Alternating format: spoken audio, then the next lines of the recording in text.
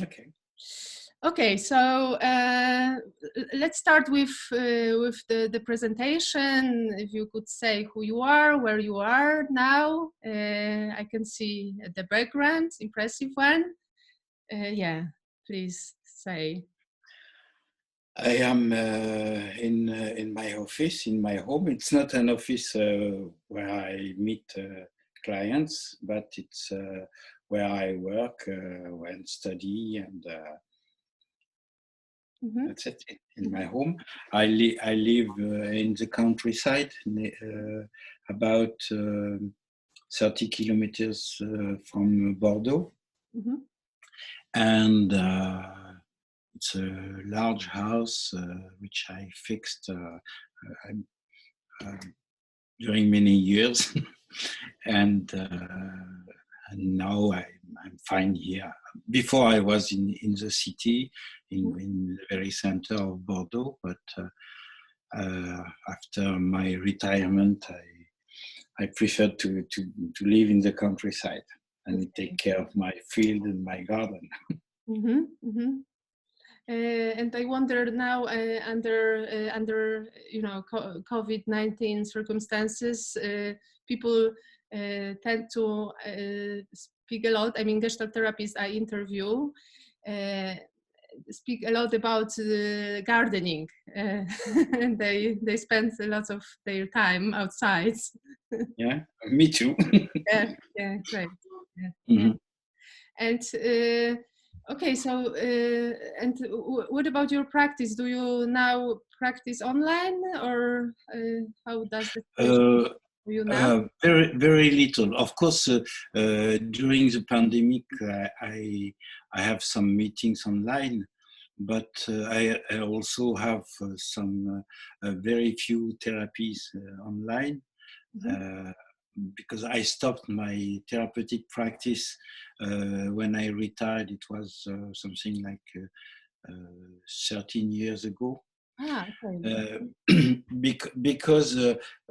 Because when I retired, in fact, I thought I should retire, but I could. When I retired, I was asked to teach much more. So I had to travel a lot, and traveling a lot for me, it was not ethical to be so much absent for the patients, and so I had to stop my practice, and yeah, okay. And so my practice now is almost only teaching, training, ongoing programs in foreign countries, and training postgraduate programs, training supervisors. Okay. Okay. And you were born in Bordeaux, or? No, I was not born in Bordeaux. I was born in Normandy, and my family, my parents moved when I was 15 to Bordeaux. So I had no choice. I went to Bordeaux. Okay. And well, the questions, the first type of questions are about your life as a human being. So, so if you could say something more about yourself, about about your life, with particular attention to your qualities, your values, your passions. It's so difficult and so wide questions, and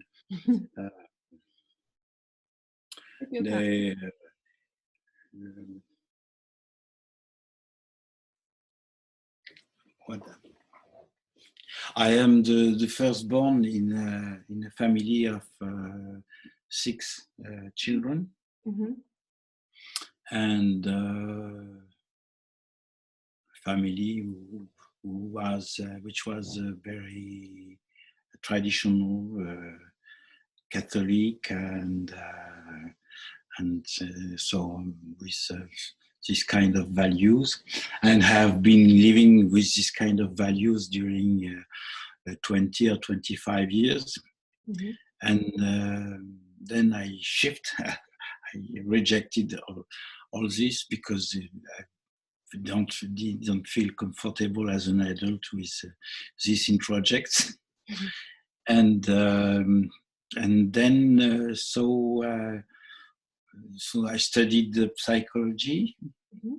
And what else?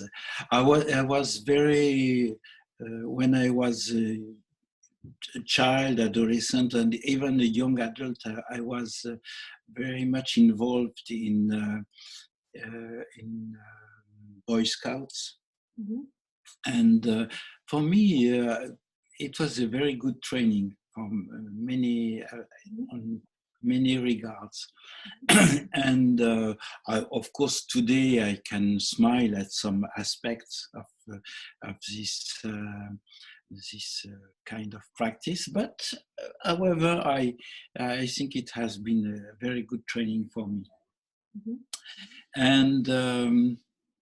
And it helped me also to discover my interest for the expression as the practice of what became later art therapy, dance movement, singing, music, puppets, and so on. And it started from what happened when I was a Boy Scout, and then it became a practice as when I was managing groups of teenagers and so on. And I trained myself in this direction, and I think it was one of my roads which drive me to Gestalt therapy later. Mm-hmm. Mm-hmm. Because when I was a student in psychology, I was trying to, and my project was to associate different directions, which were creativity and expression, mm-hmm. which were group dynamics, and psychotherapy.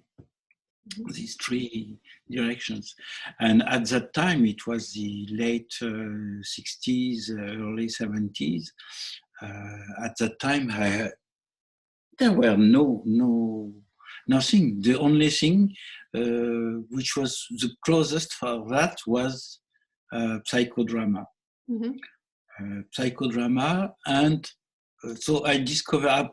My first training as a psychotherapist was psychodrama, because it was the only training which was not strictly psychoanalysis. Mm-hmm. And also Carl Rogers, mm-hmm. Mm-hmm. which was entering in Europe at that time. Mm-hmm. Mm-hmm. Mm-hmm.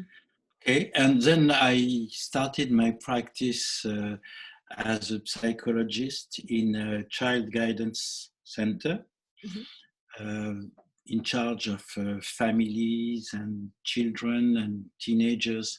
And my team first was working with justice, as a judge for children, and then we moved to being in charge of the psychiatry for children for Bordeaux. We were in charge of the population of Bordeaux. And when I was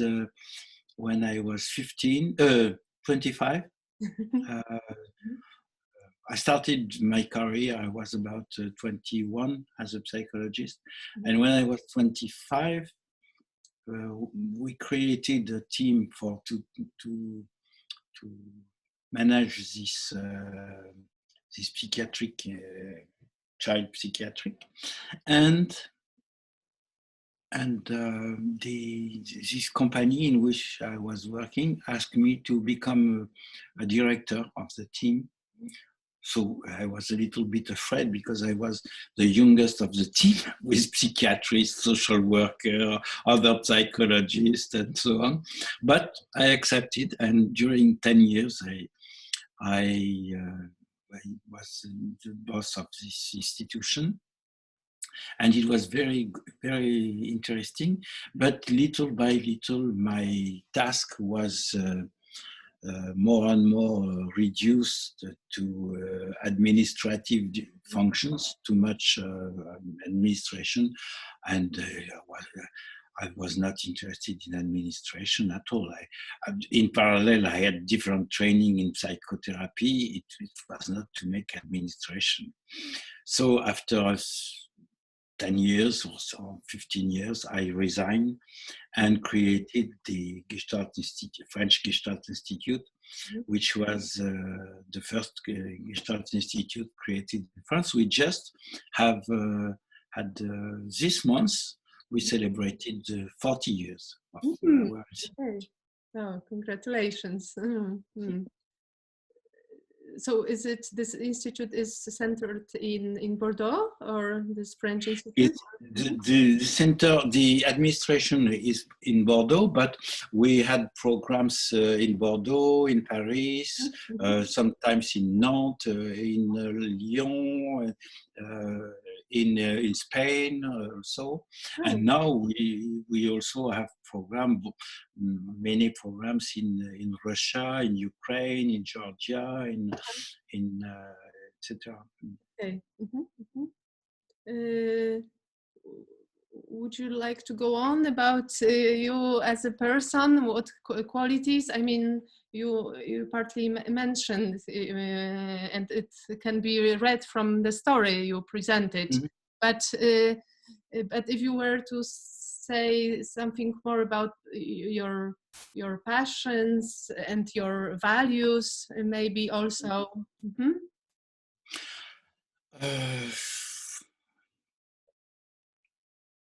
My main passion has been Gestalt therapy as soon as I met Gestalt therapy. Okay. I met Gestalt therapy in the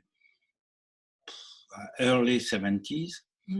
First with books, because there were no Gestalt therapy in Europe, or very secretly. And then in the mid 70s, I had my first programs, my first groups, and then first training which was in Belgium with the Gestalt Institute of Cleveland, who organized a program in Brussels, French-speaking program, with and the main trainer was Gordon Wheeler, maybe you heard his name, and Janine Corbeil from Montreal, and it was, we were working mostly according to the Polster model. Okay, so this was my main passion, and it still is. Another passion is art, in contemporary art. I am very fond of painting, of sculpture, of contemporary music, of jazz, of singing, the vocalist, etc., and dance. So I'm quite eclectic in art, but very precise. There are some currents that I love very much, and some others that I don't love at all. And it's interesting because after about 10 years of practice of psychology and psychotherapy, I decided, I was bored with this practice, and I decided to open an art gallery Mhm. So I had an art gallery during 1 year, and I was very excited to choose artists and to make catalogs and flyers and to show exhibitions of contemporary art. But I lost a lot of money because I just forgot one thing, is that an art gallery has to be a shop, not not not a museum to show things, interesting things, but we have to make money also. So I have lost a lot of money. So I closed after 1 year because I'm not good at all at being Administration, maybe. administration. I'm not good at all at being a merchant. Yeah. But interesting. I mean, you made your dreams somehow come true, like, opening an art gallery. This is very yeah. Yeah. But I help. I was in the board of the Museum of Contemporary Art in Bordeaux. We created a wonderful museum which was very famous during 20 years all over the world, and I was very active in this. But it was a kind of hobby. And what about values? What would be those main values for you as a person? Values. I don't know how to answer this question. Values. I think that we were speaking about art. I think the aesthetic is a value. And my wife noticed something interesting many years ago. She noticed that I did not notice by myself. I needed to have some meeting with something which is beautiful for me every day. If not, I have a tendency to depress. Lightly. I need something beautiful. This beautiful could be a painting, could be a spoon, could be a dish, could be a meeting, could be a landscape, could be a book, but I need my moment of beauty during every day. What a brilliant observation of your wife. I mean, yeah. I can really relate to that. She's a psychiatrist, Okay. And Gestalt therapist. Okay. I didn't know that. But definitely I can relate, and it resonates in me, like aesthetics, like a feeling of this beauty every day. Yeah, definitely. Okay. Yeah. And what other kind of values?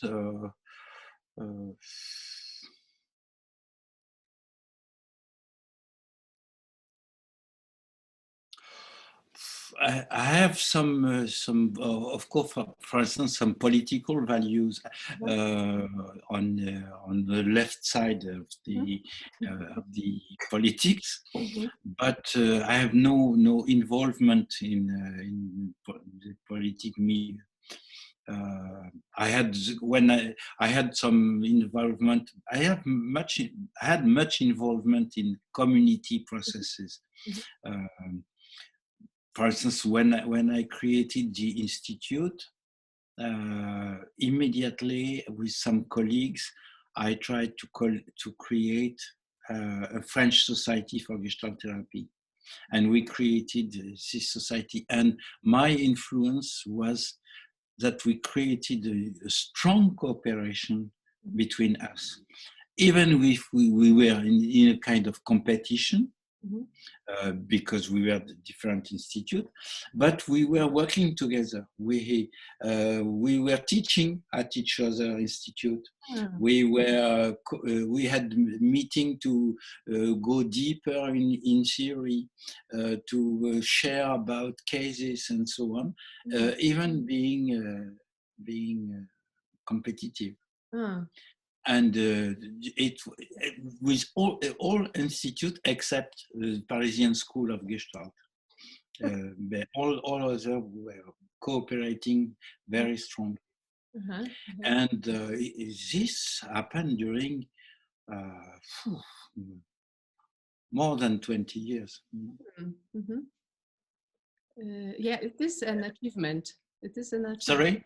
It is an achievement to cooperate this way. And I think it's for me the idea of community is very important, and one of my values is to share.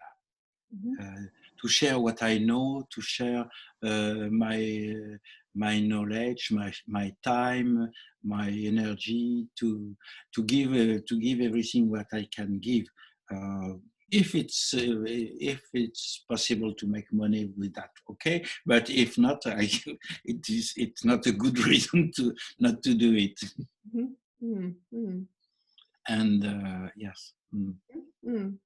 Thank you for these answers. And who had the most impact on you as a person?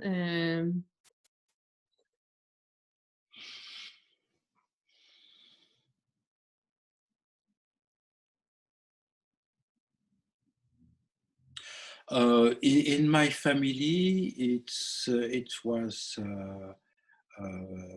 one of my grandfather was very impactful on me, and his wife also. My grandmother was very impactful during many years. When I was a child, I spent many time with them.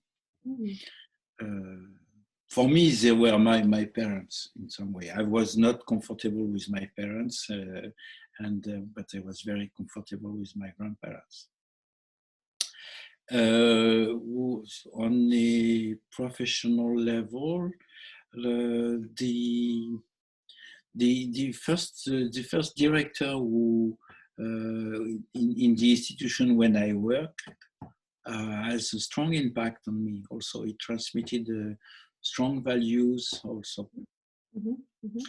And we became close enough, even if it was not my generation, but was strong. On a professional level, not many people, because some friends, some colleagues also, of course, but as masters, I think somebody whose name is Max Pages. I don't know if you know him.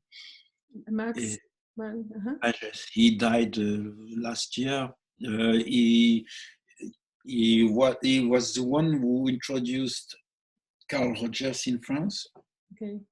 And he was a psychosociologist, clinical psychosociologist. And he wrote a lot of books which were very impactful for me. And I've been part of his team during many years. And can you say his name again? Max Pages, like Page. Okay. Max Pages. Okay.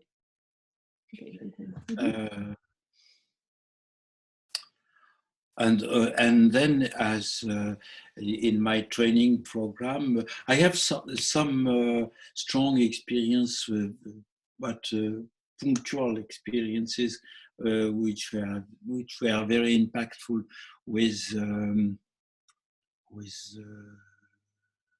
Irving Polster, with Sonia Nevis.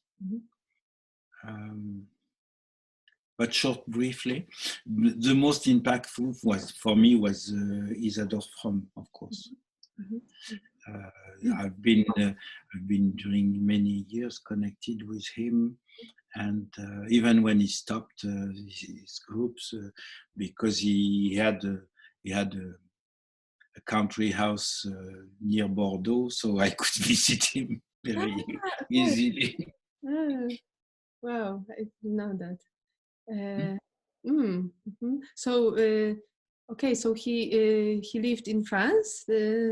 No. Ah, He spent at the end of his life, when he reduced his activity, he spent, I would say, half of the year, more or less, half of the year in Europe, in different cities. Could be in Italy, in Germany, in France, etc. And he had a little house in Dordogne, okay. in the and he was neighbor also with Bertram Müller. I don't know if you know Bertram. Uh-huh. They were very close, but they had the two houses side by side. Mhm. Mhm. Okay, and yeah, am interested in your grandparents because they must have been born at the turn of the 20th century, no, 19th, 20th century. My grandfather, the one I loved, he was born in 79, 17. Uh-huh. 18, 18. 1817. Yes. Wow. Yeah. So yeah, and completely different generation, different. Yes, absolutely, Yes, absolutely. amazing. And you know, and biography, his biography, I imagine, you know. Yeah, he was a soldier during World War One, Yeah. and he was a painter. And he was Ah, a painter, okay. and he made a lot of paintings of his memories of the war, and this painting became an exhibition these past years, very recently, because there are something like maybe 300 paintings of the war, and it was on the level of ethnology of the war. It was very interesting. Wow. Okay. Uh-huh. And it can be, you know, seen somewhere on the internet. In the internet, can it be? Is it in electronical version or? I don't know. I don't know. Okay. Yeah. Wow. Okay. So you partly started saying about how you well come to Gestalt.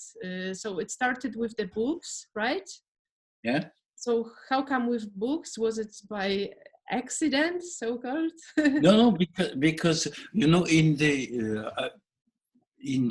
late 60s and early 70s, all my friends from universities, they all were going to psychoanalysis, because it was the mainstream, and in university it was also the mainstream in the clinical psychology.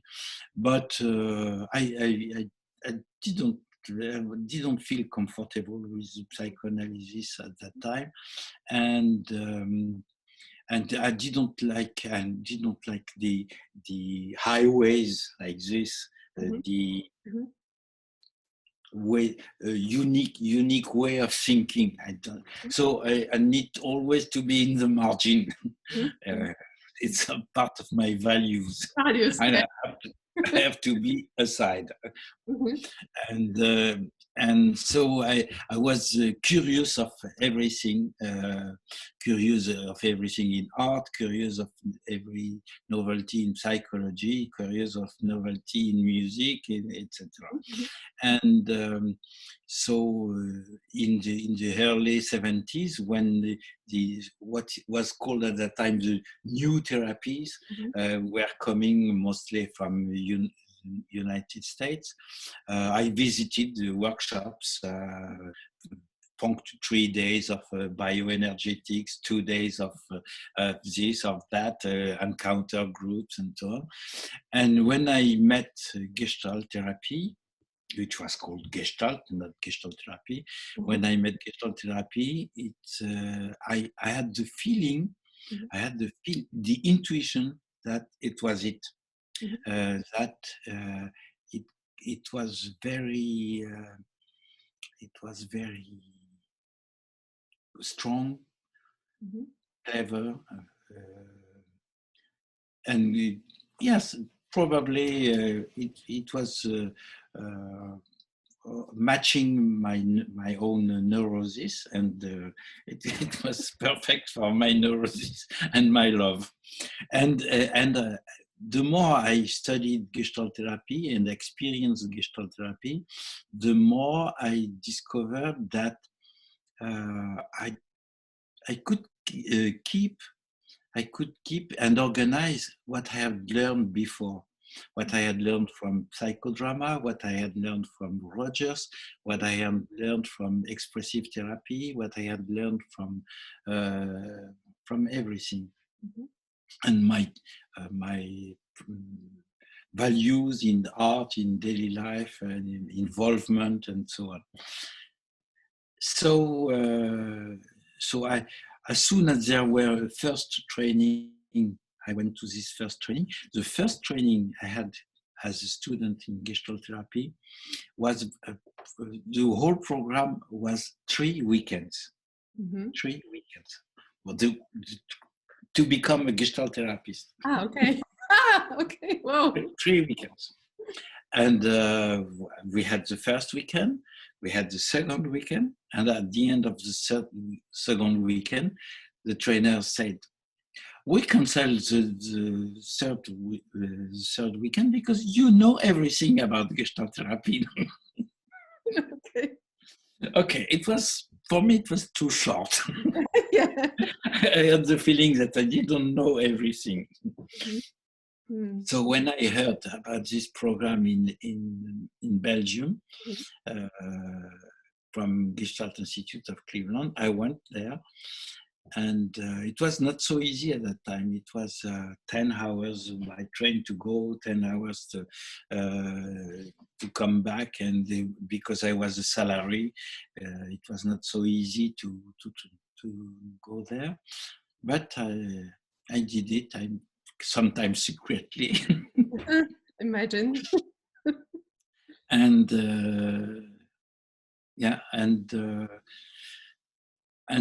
I one of my best friends, I met her in this program. She lives in Brussels, and she remembers that at the first meeting, I said that my project was to adjust Gestalt therapy, what I know about Gestalt therapy, and I realized that it was not a lot at that time, to adjust it to the European culture and philosophy. And I didn't remember that, but as if she was impressed by my project and the first meeting of this program. And this program was 4 years about, and when I finished, I was unsatisfied. And I didn't know exactly why. But I felt very much the limits of this model. And we were working mostly from the book of Irv and Miriam Polster. It was our Bible. At that time, I never heard the name of Paul Goodman. I never heard about the existence of the book from Pearl, Sutherland and Goodman. It was Polster. So when I didn't know how to continue, I thought the only possibility I can imagine is to work directly with Polster. Mm-hmm.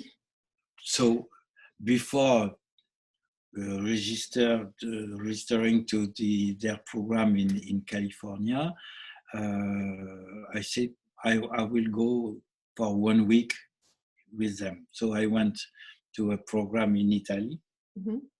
where they had 1 week, and I enjoyed some aspects of the work we did, but I was not convinced, and I didn't feel that it was the right way for me to continue. And I didn't, at that time, I didn't know exactly how to analyze my unsatisfaction. Now I can understand, but at that time, no. And I think at that time I could have left Gestalt therapy. I could have.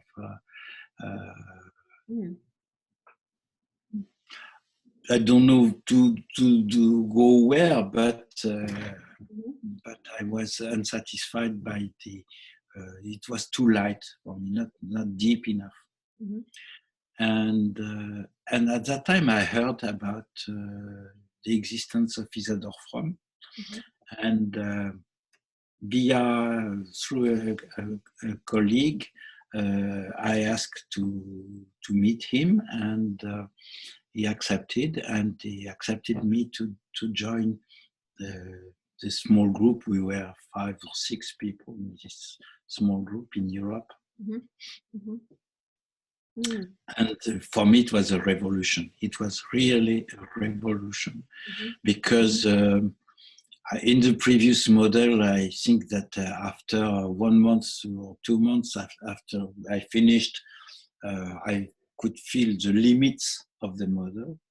Mm-hmm. And now with this theory, thanks to him, I discovered the founding text, foundational, and I didn't meet yet the limits. The sky is the limit. Yeah, I know where to go. Of course, there are limits, of course, but I think that I have a direction, and I know what to look for. Mm-hmm. And even in my work with Gestalt therapy, I'm still interested always with the same topic to go further and further on the basic topics. I'm not interested in some peripheral themes. I am interested in understanding much better the basic topics. What is contact? What is field? What is self? Things like that. That's my work. Mm-hmm. Mm-hmm. In fact, this was the very next question. What is your body work? What is your so to say main focus of your, what attracted you the most throughout these years within Gestalt theory and practice, and so you started already. The 3 first articles I have wrote about Gestalt therapy, mm-hmm. one was about contact, mm-hmm. Another one was about aesthetics, and the third one was about field. Mm-hmm. And I think that now it's 40 years later, mm-hmm. I'm still writing about field, about contact, and about aesthetics. Mm-hmm. I am the one who introduced the concept of aesthetics in Gestalt therapy, mm-hmm. in 80 or 81. Mm-hmm. Not a lot of people did write about contact in mm-hmm. Gestalt therapy, because most people were confused, thinking that Peirce and Goodman were speaking about relational, but they never speak about relationship. They always speak about contact, and contact is one aspect of what happened in a relationship, but it's not synonymous. Mhm. And I think that contact is the most important concept in Gestalt therapy. It's all other concepts, field, introjection, self, projection, retroflexion, field, etc. They all are consequences of the concept of contact. Mhm. Mhm. They are kind of declension of the concept of contact. Mhm. Mhm. And would you rather say contact or contacting? Does it make any difference to you these days? Like in theory, when you write things, or is it like contact is already contacting? Yeah, I don't care very much about this nuance because, Yeah. of course, contact is always a contacting. Everything it's This a is how process. I got it. Yeah, yeah. Just wanted to be sure. Uh-huh. Uh, mm, But the problem is that in French, the wording in terms of ing, it's not very used. uh-huh. So that's why I speak more easily of contact. Uh-huh. Mm-hmm. Mm-hmm. Uh-huh. Yeah. Yeah. Yeah. In Polish, it works quite well, and there is for that reason a difference to Mm-hmm. but nevertheless. So okay. So you somehow stick to those areas, and in particular to the concept of contact. And what about those new ideas or new impressions, maybe not even ideas, that have been going through Gestalt world for the last three decades, like relationality, like maybe even atmospheres. I know that they all in all relate to and narrow down to contact, but are you somehow interested in them, or just simply are aware of it and that's it? You don't go into it too much. Yeah, I don't know Um, how else to ask this question. Yeah, but of course, I think it's important that people try to become more so-called relational. But the problem is that I never heard a Gestalt therapist able to tell me what relational mean, what a relationship is. Do you know some? Yeah, I wonder. Yeah, I'm more an advocate for what you are saying now with contacting. I am, but anyway, if I play this role of being relationship, not really, not really. I wonder if Lynn Jacobs would answer this question. No? How? No? How? Yes, but she didn't. Okay. I imagine you asked her. Okay. We discussed a lot about this with Lynn, but I think that the concept of relationship is always reduced in different approaches. The Gestalt therapist reduce relationship to contact. The psychoanalyst reduce to transference and counter-transference. The client reduce to projective identification. The systemicians reduce to communication or interaction, and so on. Okay. But what is a relationship? What is? Of course, when you use the word relationship, everybody understands. Everybody understand.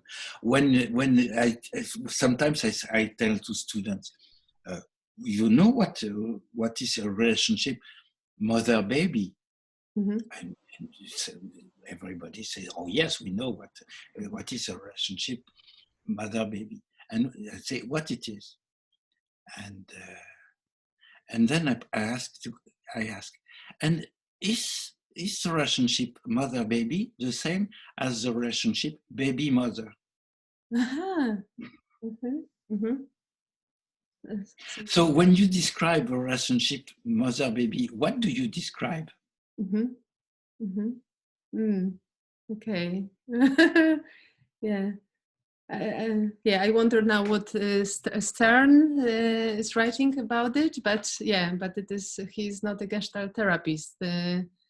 Yes, but I remember one meeting with Stern, and he told me, you are wrong to be interested in contact because it's not commercial.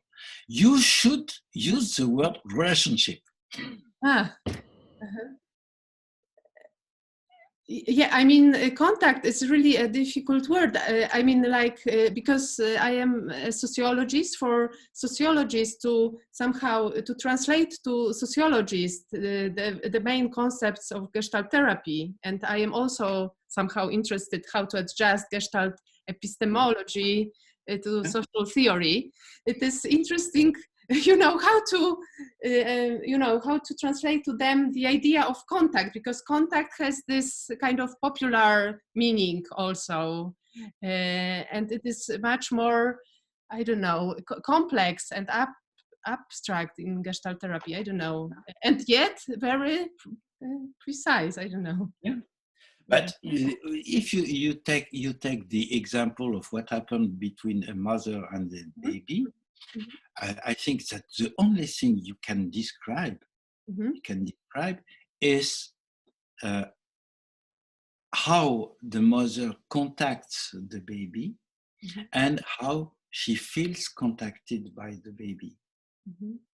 And the baby, if he could describe, he could describe how he contacts the mother and how he feels contacted by the mother. How could we speak about you and me, our relationship? I could describe how I contact you and how I feel contacted by you. You could describe how you contact me and how you feel contacted by me. But in order to describe what is our relationship, you have to be in a meta position to tell what is the relationship between Camilla and Jean-Marie. I cannot describe my relationship with you. I can describe my feeling in our contact. And I think that Gestalt therapy is a very strong tool to work about contact. So, of course, it happens inside the relationship. And relationship is a kind of long-term history of contacting with accumulation. Okay, I will be prepared for Monday. I mean, like when you will free. I mean, yeah, because I was not so much focused on relationship so far, not so much this. Okay. But it's very commercial. You should be interested in relationship. Okay. Yeah. But when you speak, okay, one more thing. When you speak about contact, then you are also interested in a sequence of contacting. In other words, Yes, absolutely. And also about this two phases of active and somehow passive I don't know how to put it otherwise, of this me and I, yes, because I am touched and I am touching. Yes, of those Yes. two phases Yes. of contact. Yes. This is how I understand Yeah. Yeah. what is. I develop most a lot of this, particularly in my book on self, Mhm, and yes, mhm, mhm. and I teach a lot in this Okay. direction about the difference between I and me, Uh-huh. and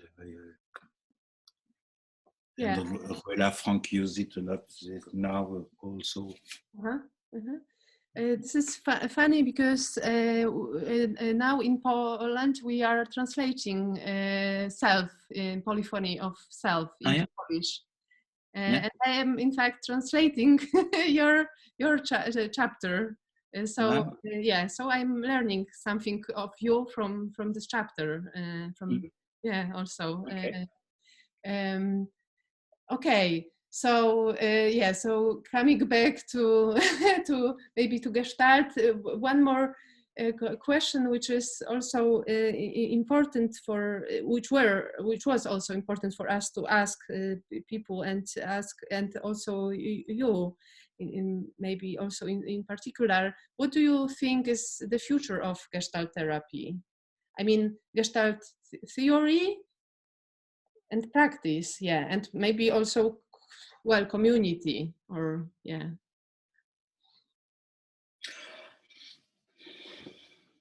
I assume that Gestalt therapy as such probably will disappear. Mm-hmm. It will be disappearing and integrated in other approaches. Mm-hmm.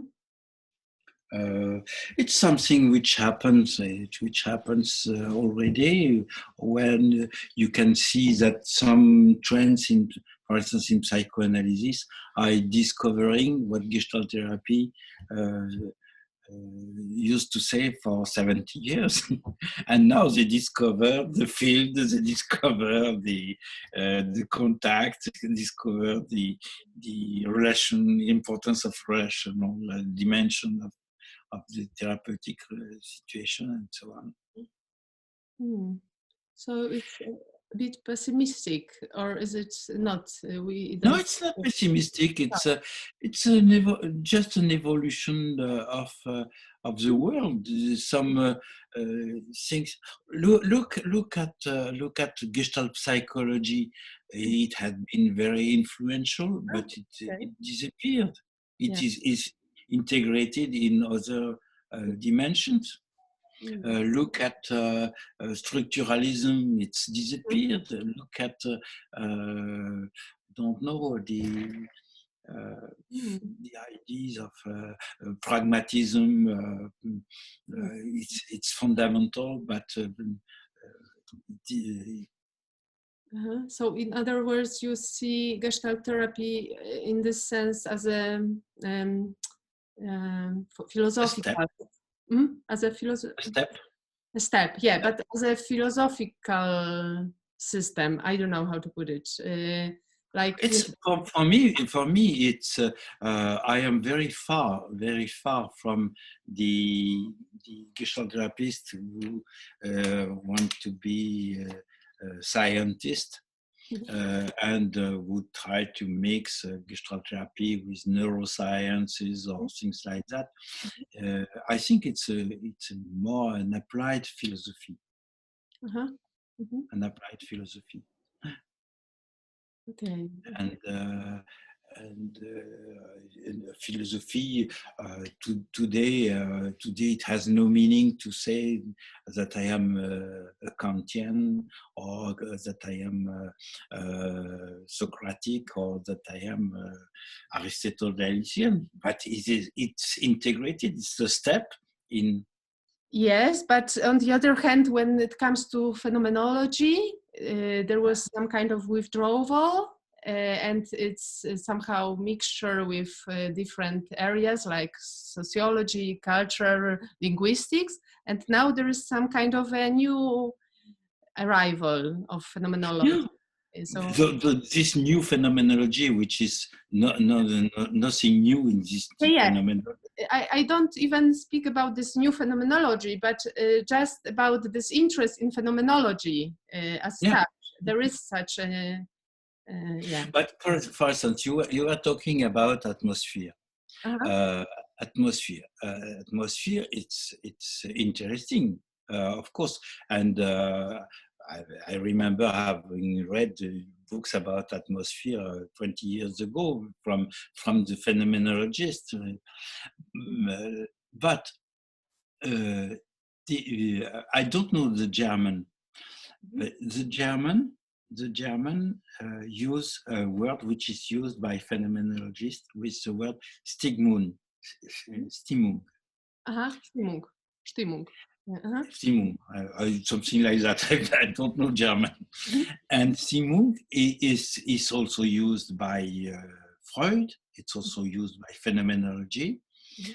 and it can be translated by atmosphere Mhm. on the side environment, Mhm. or by humeur in French, Uh-huh. humeur, Uh-huh.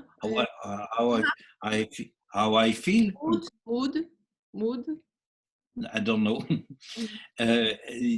In the side of the organism, Mhm. it means that this one word, Stimmung, uh, Mhm. can be used for environment Mhm. and for Mhm. uh, organism. Organism. Mhm. And again, when you use atmosphere, you split again Uh-huh. organism and environment, Mhm. because you don't speak about your inner atmosphere. Uh-huh. You speak about the outside atmosphere in which you are embedded. Mhm. And so I think that on the epistemological level, it's a pity. It's a pity to try to split again. In the first chapter of Persephone and Goodman, they mentioned what they call the false dichotomies. Mhm. Mhm. And I think that atmosphere, again, creates a new false dichotomy. Of course, it's also useful and seductive and attractive, Mhm. but but but Mm. Mm. Okay. Wow. So I am intrigued. I'm happy we are there. It is to be continued then. Yeah. Okay. I haven't thought of atmospheres being, being a trigger for another dualism. Interesting. mm, Okay. And I also, yeah, appreciate this kind of. Perspective on evolution of different modes of knowledge and mm. practice, as Gestalt therapy really is. Hmm. Okay. And I mean, I'm impressed. I don't know if you know this concept of Korzybski. You know Korzybski, the It guy sounds, who created. It's mentioned by Persephone and Goodman.